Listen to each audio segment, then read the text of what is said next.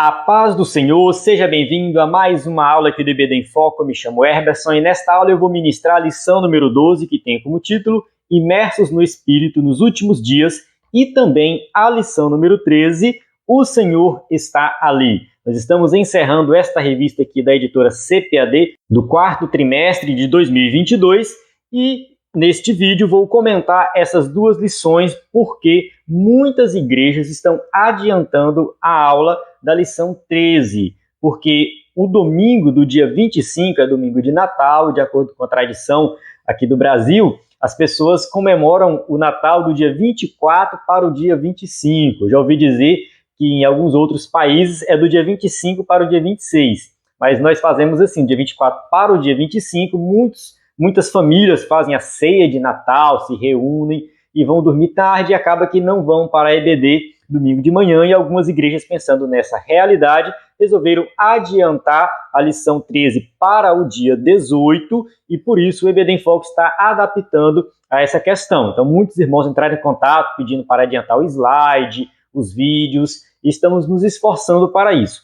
Então você vai encontrar no site do EBD em Foco, a partir do dia 12, comentário da lição 12, comentário da lição 13 e slide da lição 12 e 13, além dos subsídios em vídeo e também PDF. Pode ser que o PDF a gente atrasa um pouco, mas nos esforçaremos para postar todo este conteúdo a partir do dia 12 de dezembro. E o vídeo de destaque, como você sabe, ele já é postado lá por quinta ou sexta-feira, que é este vídeo aqui, que eu pretendo fazer o comentário dessas lições baseados no texto bíblico, focando no texto. Se você quer a aula baseada na revista, usando o slide e tudo mais, é o outro vídeo que foi postado no começo da semana, você já vai encontrar aí, tanto no nosso canal do YouTube, quanto no nosso site ebdemfoco.com, além dos slides em PowerPoint e do slide de encerramento, que você também vai encontrar esse slide para fazer um encerramento na sua igreja,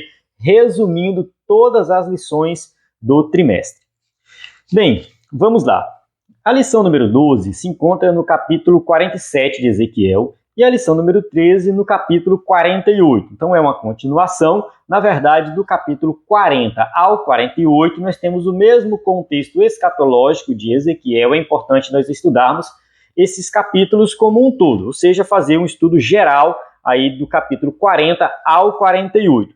Nós já começamos a estudar o capítulo 40, quando comentamos a lição 11, a visão do templo e o milênio. Já tem essas aulas disponíveis, aí você pode acompanhar, porque assim, Ezequiel tem a visão de um templo que nunca foi construído. Se você assistir a aula de destaque da lição 11, você vai observar que eu cito alguns versículos argumentando que este templo que Ezequiel vê, tem essa visão, é um templo que ainda não foi construído e será construído no milênio. Não é uma referência ao estado final, a Nova Jerusalém, novos céus e nova terra, não é ainda.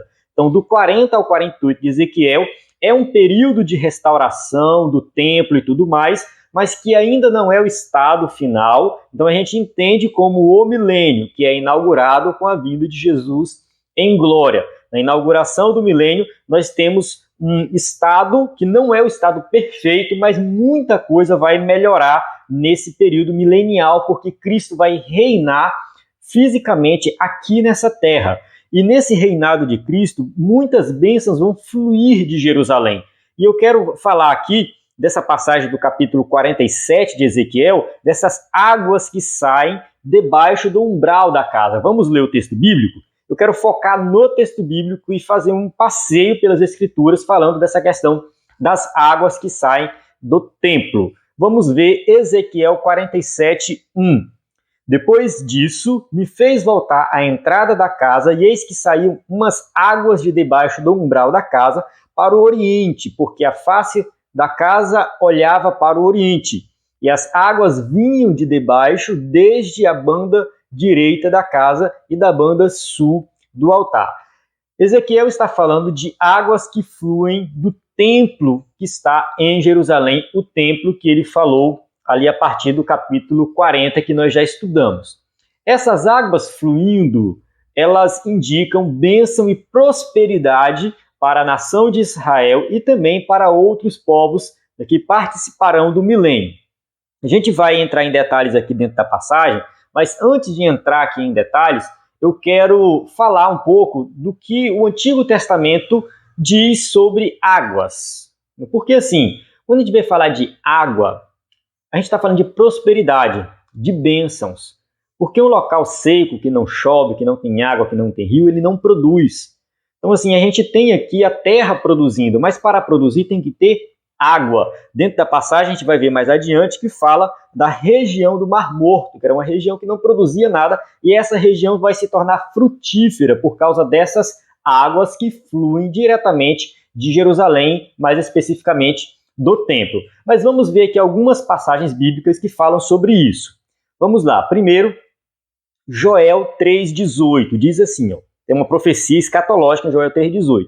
E há de ser que, naquele dia, os montes destilarão mosto, e os outeiros manará leite, e todos os rios de Judá estarão cheios de água, e sairá uma fonte da casa do Senhor, e regará o vale de Sitim. A gente tem aqui uma passagem de Joel, que é uma profecia, que tem um sentido figurado, uma linguagem figurada. É óbvio que não vai sair vinho dos montes, é o mosto aqui, é um vinho. É óbvio que não vai sair leite dos outeiros. A gente sabe que isso aqui é uma linguagem figurada para falar da prosperidade de uma época futura para a nação de Israel. É uma profecia escatológica que aponta para um futuro de muita bênção e muita prosperidade. E dentro dessa profecia fala de uma fonte da casa do Senhor que regará o vale de Sitim. Então, ou seja, vai sair uma fonte de águas que vai fazer com que aquela região seja mais produtiva.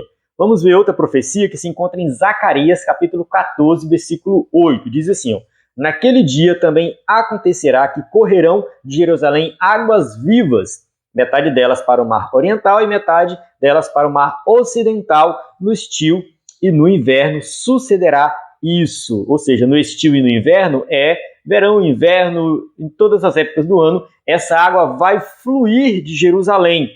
Isso aqui também faz parte de uma profecia escatológica que se encontra em Zacarias, capítulo 13, do versículo 7 até o capítulo 14, versículo 21. É interessante você ler a profecia por completo. Você vai perceber que Zacarias ele fala justamente de todo o contexto escatológico do Novo Testamento, começando da morte do Messias. Vamos ler aqui só o comecinho aqui dessa profecia, só para você entender. O capítulo 13, versículo 7, fala assim, ó espada, ergue-te contra o meu pastor e contra o varão que é o meu companheiro, diz o Senhor dos Exércitos. Fere o pastor e espalhar-se-ão as ovelhas, mas volverei a minha mão para os pequenos. Isso aqui é uma profecia que fala da morte do Messias. Assim que o Messias morre, as ovelhas são espalhadas. Alguns fazem a referência aos discípulos, né, que ficam dispersos logo no início, depois vão espalhar o evangelho. Outros fazem referência à nação de Israel, que no ano 70 a cidade é destruída, o templo é destruído, e eles são espalhados sobre a terra. Mas não vem ao caso aqui a gente entrar muito em detalhes na profecia como um todo. Só entendendo que aqui ele começa a falar da morte do Messias, mais na frente ele fala de uma guerra, uma grande guerra que vai acontecer, capítulo 14, versículo 2. Porque eu ajuntarei todas as nações para a peleja contra Jerusalém, e a cidade será tomada, e as casas serão saqueadas, e as mulheres forçadas. A gente tem aqui um futuro escatológico que fala do contexto da grande tribulação, a guerra do Armagedon. No versículo 3 fala que o Senhor vai pelejar, né, contra essas nações e vai vencer. E naquele dia, versículo 4, naquele dia estarão os seus pés sobre o Monte das Oliveiras, que está defronte de Jerusalém para o Oriente. E o Monte das Oliveiras será fendido pelo meio, para o Oriente e para o Ocidente. E haverá um vale muito grande, metade do monte se apartará para o norte e outra metade dele para o sul. Aqui indica que a vinda de Jesus em glória, uma profecia que não se cumpriu ainda, a gente sabe que isso aqui não se cumpriu. E versículo 6, e acontecerá naquele dia que não haverá preciosa luz nem espessa escuridão, mas será conhecido como o dia do Senhor, nem dia nem noite será. E, então a gente tem aqui o quê? Algo relacionado ao dia do Senhor, o futuro de julgamento de Deus, e ele continua falando aqui sobre esse futuro escatológico e entra no versículo 8 que fala que vai correr, que a gente leu aqui, que fala que vai correr águas vivas de Jerusalém. Então aqui a gente tem um futuro escatológico que não aconteceu ainda e tudo indica que vai acontecer no milênio. Então essas águas fluindo de Jerusalém é algo presente no Antigo Testamento em outras profecias, além dessa profecia de Ezequiel. Vamos ler agora algumas passagens do Antigo Testamento que falam dessa questão de água saindo do trono de Deus, como isso era comum nas profecias, nos salmos, nas poesias, nos provérbios do Antigo Testamento, da cultura judaica, né, nas escrituras do Antigo Testamento. Vamos lá. Salmo 46, versículo 4 e 5. Há um rio cujas correntes alegram a cidade de Deus, o santuário das moradas do Altíssimo. Deus está no meio dela, não se abalará, Deus a ajudará já ao romper da manhã. Então o salmista ele usa essa ideia de um rio que alegra a cidade de Deus. Isaías 33, 21. Mas ali o glorioso Senhor será para nós um lugar de rios e correntes largas. Barco nenhum de remo passará por ele, nem navio grande navegará por ele. Além dessas duas passagens que eu li aqui, muitas outras passagens do Antigo Testamento falam dessa questão de um rio, de águas, de purificação, as águas sendo associadas a bênçãos de Deus. Então era muito comum no Antigo Testamento a gente ter essa ideia. Então Ezequiel, quando ele fala dessas águas saindo aqui debaixo, né, do umbral da casa, debaixo do templo, que é o templo do milênio, ele está falando justamente dessa bênção de Deus que flui ali do Senhor, e essa bênção indica algo no futuro escatológico de bênçãos para toda a humanidade, principalmente para a nação de Israel. Bem, a revista, eu vou voltar aqui um pouco para a revista, que diz o seguinte, a revista ela começa sobre esse aspecto escatológico, fala da nascente desse rio, e aqui a gente tem o contexto da profecia de Ezequiel, porque Ezequiel ele está dentro desse contexto que a profecia sempre tem uma visão, né? Ele tem uma visão das coisas e tem ali um guia celestial. Nós estudamos na lição anterior que alguns conjecturam que esse guia celestial da visão de Ezequiel seria o próprio Cristo encarnado. Mas uma vez que é uma visão, a gente não precisa ficar muito entrando em detalhes nesse sentido aí. Na verdade, isso fazia parte da literatura apocalíptica, que era ter alguém, um ser celestial, né, superior, apresentando as coisas. Então, Ezequiel vai nessa questão aqui. Então, aqui é o anjo do Senhor que está apresentando para ele essa visão, apresentando tudo ali. Ele dá uma volta no templo, ele contorna o templo, tem uma porta que está fechada, e essa porta está fechada porque Deus entrou por ela. Uma indicação de que a glória de Deus voltou para o templo. Então, a glória de Deus volta, ela passa por essa porta é sagrada, ela fica fechada. Ele sai do templo e dá uma volta.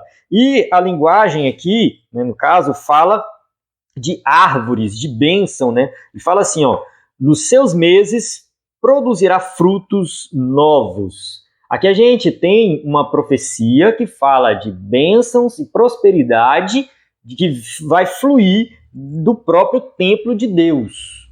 Essas bênçãos, elas serão bênçãos materiais. A gente vê aqui que são bênçãos materiais. Vai produzir árvores, as árvores vão crescer, vão produzir frutos, as pessoas terão o que comer, terão onde plantar, a terra vai ser fértil. A gente tem aqui um período de muita prosperidade, que é o período milenial nesta terra aqui. Aqui a gente tem que deixar bem claro que é distinto do período lá dos novos céus e nova terra, que é lá no finalzinho que tem a Nova Jerusalém. É diferente. Deus, ele está revelando as coisas de maneira progressiva. E aos poucos nós vamos nos beneficiando das bênçãos de Deus para a eternidade. Muitas bênçãos são para a eternidade, mas nós já desfrutamos delas aqui hoje. A gente sabe que na eternidade não terá doença, será uma vida perfeita, sem nenhuma doença, sem cansaço. Nos dias de hoje, Deus já antecipa essas bênçãos, promovendo curas, ou seja, o dom de cura é uma antecipação de bênçãos futuras para a vida eterna. A comunhão perfeita com os irmãos que nós teremos na eternidade, nós já desfrutamos dessa comunhão hoje. Não é perfeita, 100% perfeita, a gente sabe que tem muita confusão dentro da igreja, mas já existe uma comunhão. Então a perfeição da comunhão ainda não realizou, mas a gente já desfruta hoje. Comunhão perfeita com Deus que vai ser na eternidade. Hoje nós já temos comunhão com Deus. Então, muitas das bênçãos da eternidade nós já desfrutamos aqui hoje. Jesus disse que nós já temos a vida eterna, nós já participamos do reino, o reino já foi inaugurado, então a gente já está desfrutando dessas bênçãos. E no milênio, essas bênçãos serão muito mais intensas. Deus ele vai abençoar muito mais a humanidade durante o milênio. E quando chegar na vida eterna perfeita, aí sim nós teremos a perfeição de todas as coisas. Então Deus vai progredindo aí aos poucos essas bênçãos para nós que vamos participar juntamente com ele na eternidade. Continuando aqui dentro do contexto da revista ainda, no tópico 2 fala sobre a implicação pneumatológica, ou seja, essas águas também significam uma vida plena no Espírito Santo, porque a água também é um dos símbolos do Espírito Santo.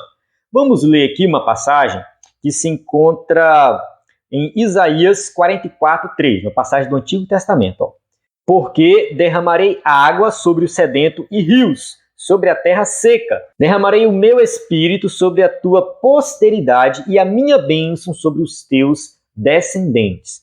Essa passagem de Isaías fala de derramar água e fala de derramar espírito. Aqui a gente já tem um vínculo. Por quê? Porque a água indica purificação. Nós seremos purificados. Derramarei água sobre os sedentos rios. Vocês não serão mais sedentos. Derramarei água sobre terra seca. Aquilo que é seco, aquilo que não tem vida, vai ter vida, porque eu vou derramar água. Aí ele fala, vou derramar do meu espírito sobre a tua posteridade e a minha bênção sobre os teus descendentes. Quando a gente vai para o Novo Testamento, em João 7:37-39, Jesus diz assim, e no último dia, o grande dia da festa, Jesus pôs-se em pé e clamou, dizendo, se alguém tem sede, que venha a mim e beba. Quem crê em mim, como diz a Escritura, rios de água viva correrão do seu ventre. E isso disse ele do Espírito, que havia de receber os que nele crescem, porque o Espírito Santo ainda não fora dado, por ainda Jesus não ter sido glorificado. Jesus está falando assim, se vocês têm sede, se vocês estão sedentos de uma vida espiritual, venha até mim. Rios vão fluir em vocês. Jesus tem em mente as passagens do Antigo Testamento que fala de rios, de água fluindo como bênção de Deus. E aqui ele eleva o nível dessa bênção. Ele sai de um nível de simplesmente prosperidade material e vai para um nível de algo espiritual, com certeza em mente a passagem de Isaías 44, versículo 3, que a gente acabou de ler. Jesus está falando do Espírito Santo que vai fluir dentro de nós. E a audiência de Jesus, que tinha conhecimento do Antigo Testamento, também tinha isso em mente. Eles compreenderam, não 100%, é claro, porque para eles era novidade essa questão do Espírito ser derramado de forma plena, completa, sem medidas. Isso era novidade, mas eles acreditaram, eles creram nisso e isso aconteceu no dia de Pentecostes e é para os dias de hoje também. Então hoje nós vivemos na imersão do Espírito. Por isso que o título da lição é esse aqui, imersos no Espírito nos últimos dias. Nós temos que viver imersos no Espírito. Essas bênçãos espirituais relacionadas ao derramamento do Espírito Santo, elas são para os dias de hoje. Tudo indica que no milênio será mais intenso, que no milênio nós teremos o Espírito Santo atuando de uma forma muito mais poderosa, mas ele já atua nos dias de hoje. É claro que essa atuação do Espírito Santo no milênio é uma conjectura minha, porque o texto bíblico não diz, mas levando em consideração aquela ideia de que Deus vai revelando de forma progressiva e vai intensificando mais as suas bênçãos, com certeza no milênio nós teremos um derramar do Espírito Santo de forma muito mais poderosa. Isso está presente nas profecias do Antigo Testamento, né? Quando Deus fala para a nação de Israel que vai derramar do Espírito sobre eles, só se cumpre no milênio. Então, não é tanta conjectura assim. As profecias do Antigo Testamento indicam sim, o derramar do Espírito para a nação de Israel no milênio, e claro, não somente para Israel, mas para todos aqueles que vão participar ali do milênio, certo? Vamos ler mais uma passagem aqui, João 4,14, diz assim, mas aquele que beber da água que eu lhe der nunca terá sede, porque a água que eu lhe der se fará nele uma fonte de água a jorrar para a vida eterna. Então Jesus usa muito essa linguagem de água, ele é a fonte, ele que vai dar a água, e o Antigo Testamento faz esse uso, então a gente observa que a água sempre está relacionada realmente a uma vida perfeita, plena com Deus, purificação, tem vários significados aí quando se fala de água. Bem, vamos continuar aqui. Aqui na revista, a gente tem uma parte que fala sobre o contexto geológico do Vale do Mar Morto.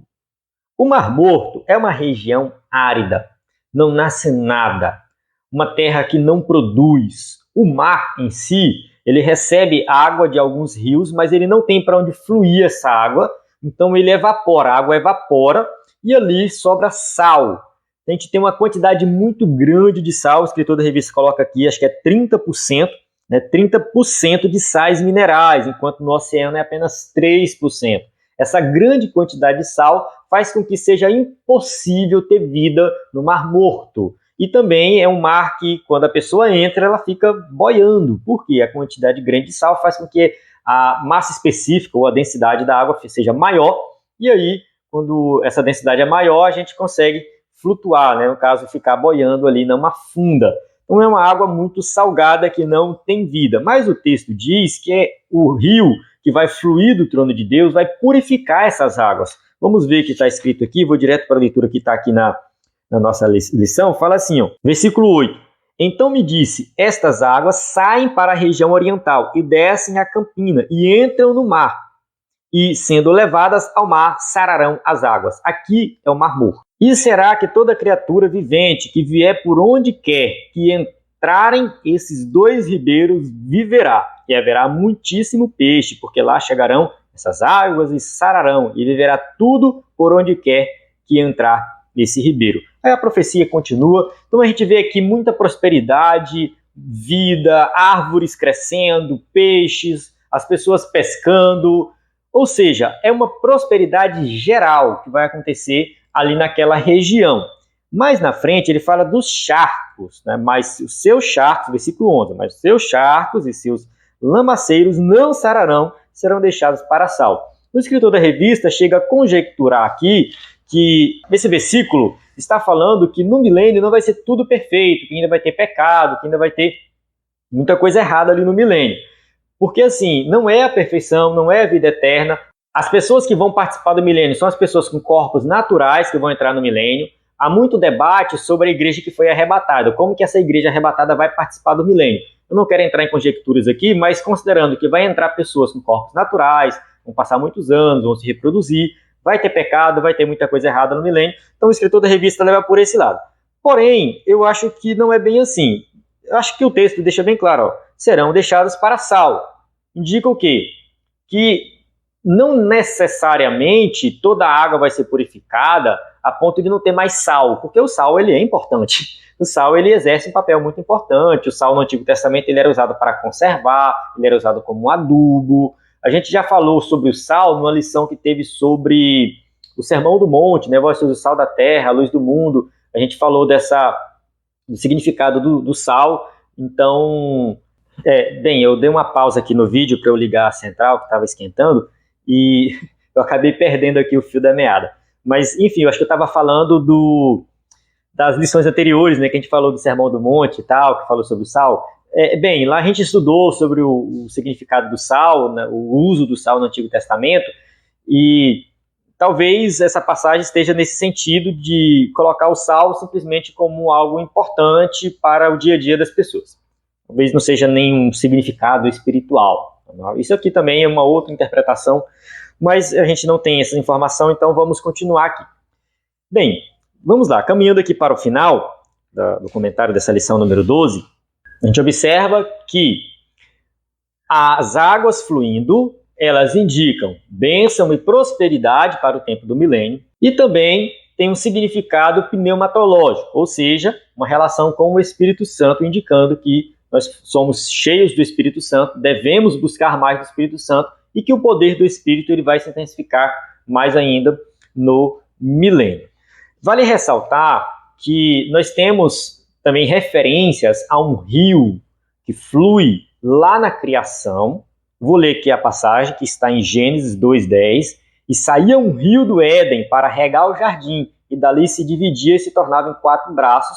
Então a gente tem esse rio que saía do Éden, indicando também, né, que era através desse rio que fluíam muitas bênçãos. E lá em Apocalipse 22:1 e 2, que fala da nova Jerusalém, do novo céu e nova terra, fala assim, ó, e mostrou-me o rio puro da água da vida, claro como cristal, que procedia do trono de Deus e do Cordeiro. No meio da sua praça e de uma e da outra banda do rio estava a árvore da vida, e produz 12 frutos, dando seu fruto de mês em mês, e as folhas da árvore são para a saúde das nações. A gente tem aqui uma passagem que fala lá do futuro mesmo, no fim de todas as coisas, e tem o trono de Deus e do Cordeiro, e flui esse rio do trono. Observe que nós não temos o trono do Espírito, então tudo indica que esse rio fluindo do trono é o Espírito Santo. Então você pode entender o rio como um rio literal ou como, ali uma representação do Espírito Santo.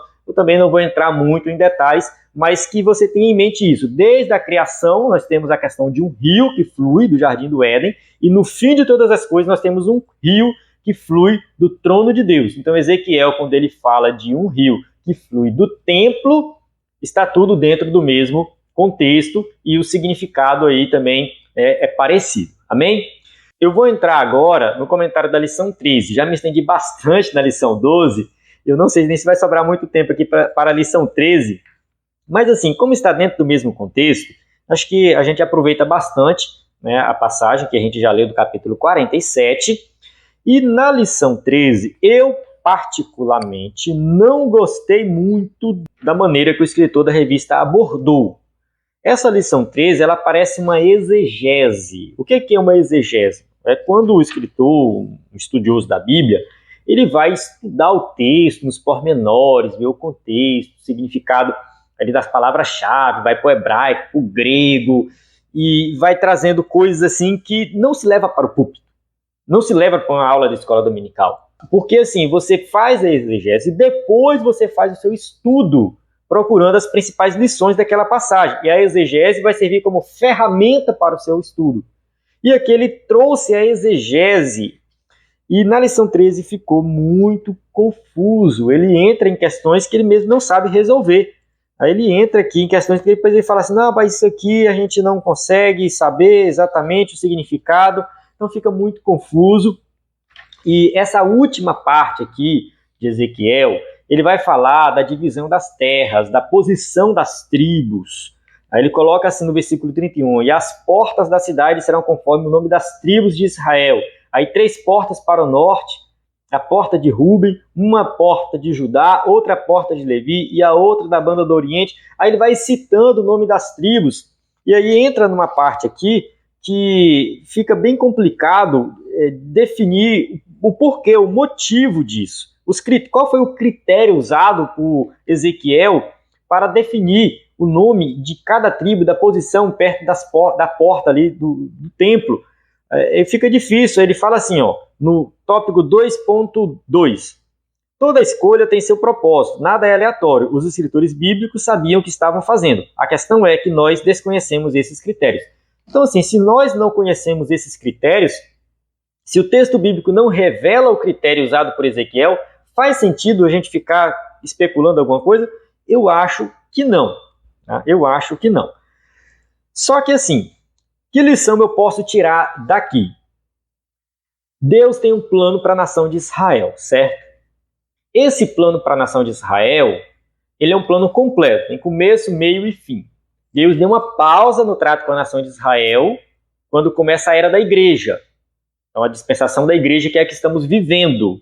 A nação de Israel hoje, ela não desfruta de nenhuma diferença assim, de posição em relação às outras nações. Pelo menos essa é a minha visão. Tá? Hoje, um israelita, para ser salvo, ele tem que se converter e fazer parte da igreja. Deus volta a tratar com Israel na grande tribulação e as bênçãos do Antigo Testamento para Israel se cumprem no milênio. No milênio, nós teremos um período longo, muito provavelmente de 1000 anos, porque alguns entendem 1000 anos como figurado, um longo período de tempo. Outros dizem que é 1000 anos mesmo. Isso é de menos. Nesse reino de Cristo, Israel volta a ser aquela nação de posição diante das outras nações, ou seja, uma nação importante, uma nação influente. As pessoas vão a Jerusalém para adorar. Quando a gente vai para a passagem de Zacarias, capítulo 14, que eu já citei anteriormente, fala assim, capítulo 14, versículo 16, acontecerá que todos os que restarem de todas as nações que vieram contra Jerusalém subirão de ano em ano para adorarem o rei, o Senhor dos Exércitos, e para celebrar a festa das cabanas. Então a gente tem aqui que a nação de Israel, a cidade de Jerusalém, será uma referência mundial na adoração. A gente tem outras passagens bíblicas que concordam com isso aqui, e vão falar a mesma coisa. Então todas essas nações que sobrarem, que entrarem no milênio, todas as pessoas, elas vão a Jerusalém para adorar o rei. A gente tem aqui um retorno da nação de Israel como uma posição importante para a divulgação do nome do Senhor, a pregação do Evangelho. Levando em consideração que no milênio ainda vai ter pecado, muita desobediência, as pessoas vão se converter, vão crer em Jesus como Salvador, tendo a nação de Israel como exemplo, porque por meio da nação de Israel o Evangelho vai ser divulgado. Cristo vai ser glorificado e as pessoas vão ouvir o Evangelho como um todo. Então, assim, a gente tem essa nação como uma nação importante, que no momento Deus está tratando com a igreja como um todo, mas vai ter o período, essa nação vai voltar a ter essa posição importante aí. E aí, por isso, tem o retorno da questão das tribos, divisão das terras, volta tudo ali como está escrito em Ezequiel. E o mais importante dessa passagem é o título da lição. O Senhor está ali. Por que que o título é esse da lição 13? Porque no versículo 35 do capítulo 48 está escrito: 18.000 medidas em redor. E o nome da cidade desde aquele dia será: o Senhor está ali. Esse é o nome da cidade. E a gente vai lá para o tópico 3.3, que fala Yavé Chamá. O Senhor está ali. O nome de Deus nas Sagradas Escrituras tem relação com alguma característica, alguma ação de Deus. Isso aqui está escrito no tópico 3.3, você pode dar uma estudada aí, né? Yavé Irê, ou seja, Javé Jirê, significa o Senhor proverá, Gênesis 22:14. Javé Rafá ou Yavé Rafá. Vale ressaltar que o nome de Deus, você pode ver Javé, Jeová, enfim, vai variar porque é um tetagrama que a gente não sabe quais são as vogais, e ali a gente coloca algumas vogais, né? Então fica difícil de dizer exatamente a tradução, né? Quando a gente lê aqui a transliteração, fala Yavé Rafá, a gente traduz como Jeová Rafá, Javé Rafá, tanto faz. Tá? O Senhor que sara. Tá? E Yavé Chamá, né? O Senhor está ali. O que isso significa? Que Deus vai habitar para sempre com o seu povo. Deus estará presente no milênio. O próprio Cristo vai estar presente no milênio.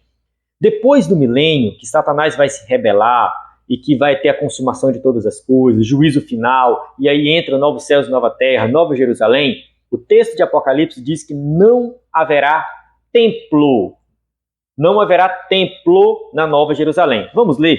Apocalipse, capítulo 21, versículo 22. E nela não vi templo, porque o seu templo é o Senhor, Deus Todo-Poderoso e o Cordeiro.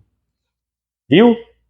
O templo que Ezequiel viu, dos capítulos 40 ao 48, não é um templo da Nova Jerusalém, é o templo do milênio, porque na Nova Jerusalém não vai ter templo. O próprio Deus vai ser o templo para o seu povo. Então o templo ele é necessário somente até o milênio, depois ele não tem mais necessidade do templo. Amém? Chegamos no final de mais uma aula e de mais um trimestre. Se você é professor da EBD e gosta de ministrar aula de excelência, eu convido você a continuar participando conosco aqui no EBD em Foco. Nós temos o compromisso de explicar as lições baseado na revista e também baseado nas passagens bíblicas, outros textos, como é o vídeo de destaque que você já acompanhou aqui, para que você possa ter um conhecimento mais profundo da lição. E além do mais, nós fornecemos uma grande quantidade de conteúdo de apoio para você aprender mais e ministrar uma aula de excelência. Temos slides em PowerPoint, as lições de adultos e jovens, além de slides, você vai encontrar cursos para professores de EBD, sermões em PDF, uma quantidade muito grande de conteúdo que vai te ajudar a ser um professor da EBD de excelência. Então acesse ebdemfoco.com e conte conosco nas próximas revistas. Se Deus quiser, a partir do dia 26 de dezembro, olha só, 26 de dezembro, já estaremos postando o conteúdo novo da lição 1 do primeiro trimestre de 2023. Não sei como que vai ser, porque a primeira aula é dia 1º de janeiro, Não sei se vai ter EBD no dia 1º de janeiro, mas eu recomendo às igrejas fazerem a primeira aula, nem que seja no meio da semana, mas que ela aconteça na primeira semana de janeiro para que você possa continuar a sequência. A Revista Nova fala sobre avivamento. Eu tenho certeza que vai ser uma bênção e é algo necessário para os dias de hoje. A paz do Senhor. Até a próxima aula.